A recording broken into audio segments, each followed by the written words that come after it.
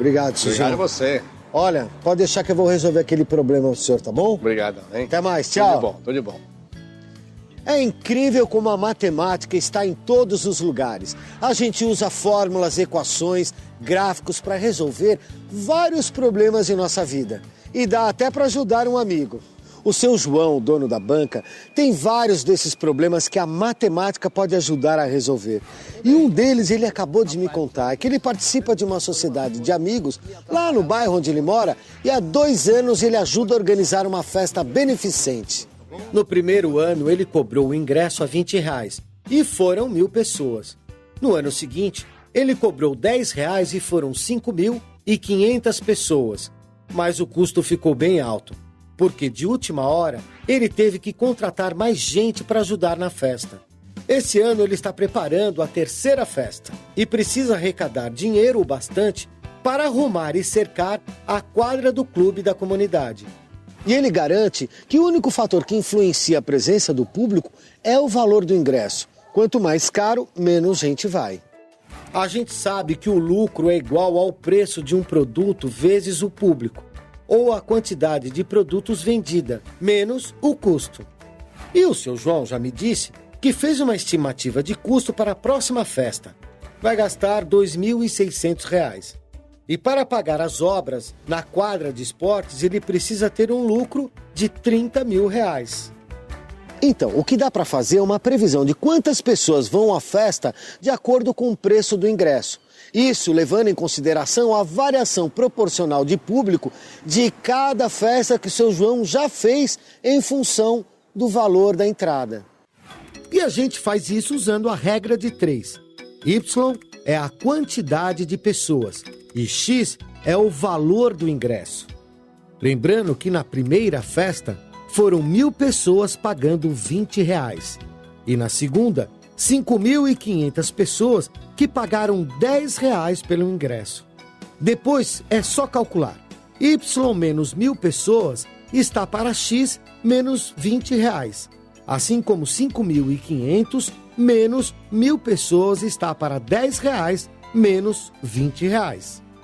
Fazendo os cálculos, a gente chega a uma fórmula que pode ser usada para determinar a quantidade provável de pessoas para qualquer valor de ingresso. O próximo passo é pegar esse resultado e substituir os termos usando a fórmula de lucro. 30.000 de lucro é igual ao valor do ingresso vezes o público, que a gente substitui pela fórmula, menos o custo de R$2.600. E chegamos a uma equação do segundo grau. É ela que vai ajudar a descobrir que valor é capaz de fazer o seu João atingir a meta de lucro da festa. Mas você sabe o que é a equação do segundo grau?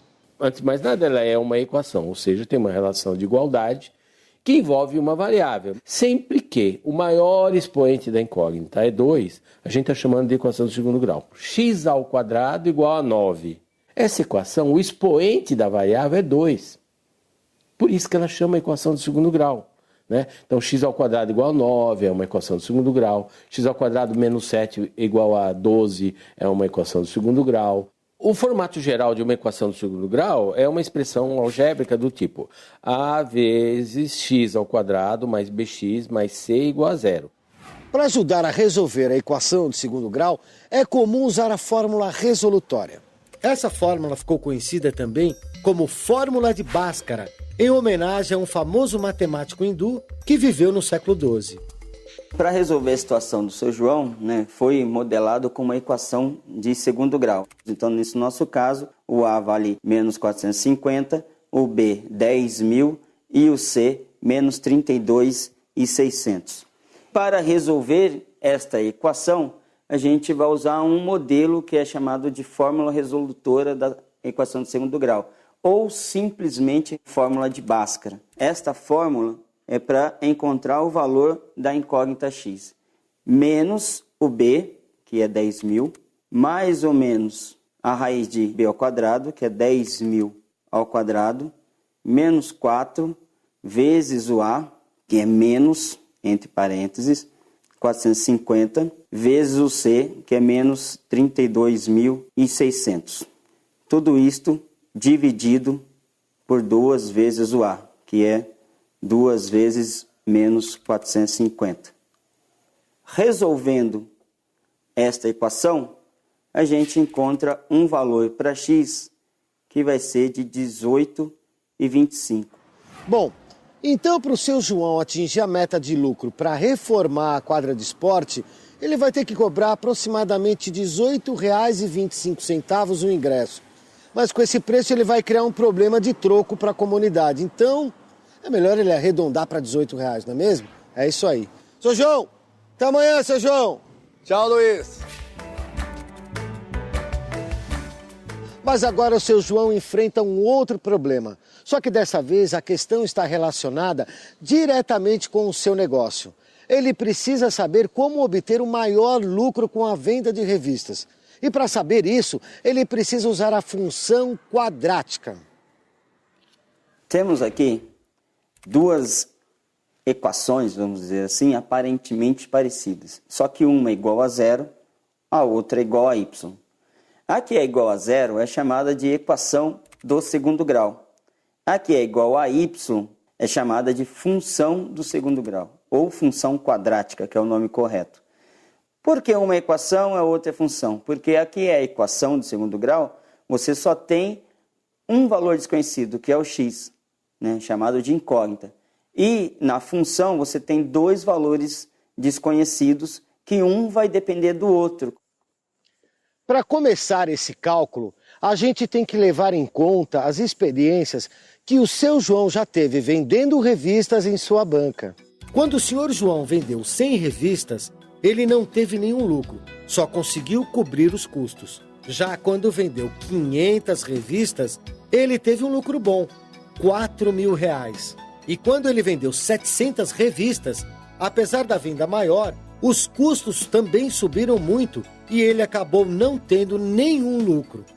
Mas como a gente faz esse cálculo? Pela função de segundo grau, dá para a gente resolver a situação do seu João. Vamos chamar de x o número de revistas e vamos chamar de y o lucro obtido. Modelando pela função de segundo grau, né, que é o modelo geral, e substituindo os valores já conhecidos, que é o número de revistas e o lucro, nós conseguimos montar um sistema. Vendendo 100 revistas, ele vai ter lucro 0. Em compensação, se ele vender 500 revistas, ele vai ter R$4.000 de lucro. E se ele vender 700 revistas, ele vai ter 0 lucro, porque aumentou muito as despesas dele. Fazendo a resolução do sistema, o valor de A é menos 1/20. O valor de B, 40, e o valor de C, menos 3.500. Daí, substituindo no modelo geral, nós temos que a função de segundo grau que representa a situação do seu João é esta. Y é igual a menos 1/20x² mais 40x menos 3.500. Com a função de segundo grau determinada, o próximo passo é representar a situação em um gráfico. Utilizando os valores conhecidos, já para x e y, a gente pode localizá-los num plano cartesiano. Para 100 revistas, o lucro 0. Para 500 revistas, o lucro que ele obteve foi de R$4.000. Se ele vender 700 revistas, volta a ter lucro 0. Temos agora 3 pontos, que eles vão fazer parte de um gráfico. Uma das propriedades mais importantes da função quadrática é a forma do seu gráfico. E ele é sempre representado por uma curva. Agora, você sabe por que isso é tão importante? Eu entrei na Escola Politécnica em 70 e 72, estagiário. E já como estagiário, eu já tive que trabalhar com a parábola. Porque é uma curva muito fácil de trabalhar, é uma curva simples, é uma função quadrática. E ela se assemelha a diversas outras curvas que a natureza impõe a nós, que são de tratamento muito mais complexo matematicamente falando. A verdadeira parábola, ela se aparece quando você tem uma carga constante atuando em cima de um cabo. A ponte estaiada, ela tinha uma curva em planta que era um círculo. Mas um círculo é uma curva fácil de trabalhar. Então nós deixamos em planta um tabuleiro cruzar com o outro em forma de curva. Quando chegou na curva vertical, não. Aí o círculo não é bom. O bom é a parábola. O cara não sente aquele vazio na barriga, então ele passa na ponte, ele parece que está andando no chão e vai... A gravidade está sempre atuando nele igualmente. É uma curva que se assemelha a isso. Os estudos foram feitos e chegaram a essa conclusão. Então essa é a vantagem da parábola. É uma coisa simples e que você aplica qualquer coisa que você quiser. No caso da função do segundo grau, o gráfico é sempre uma parábola. Tá? Uma parábola que tem dois braços que se estendem infinitamente, né? A parábola ela é simétrica em relação a um determinado eixo e ela pode ou não cruzar o eixo das abscissas, o eixo do x. Onde ela cruza o eixo do x, aqueles numerozinhos lá são as raízes da equação. Se essa parábola não cruza o eixo x, a equação do segundo grau, que tem a mesma expressão, não tem raízes. Se ela tangencia, se ela toca num único ponto, tá? Isso quer dizer que essa equação do segundo grau tem apenas uma raiz. E se ela cruza e intercepta o eixo x em dois pontos, então ela tem duas raízes. Agora, a outra curiosidade é sobre a concavidade. Se a concavidade é para cima, isso quer dizer que o númerozinho que multiplica o x ao quadrado, ele é positivo. Se ele for negativo, a concavidade é para baixo.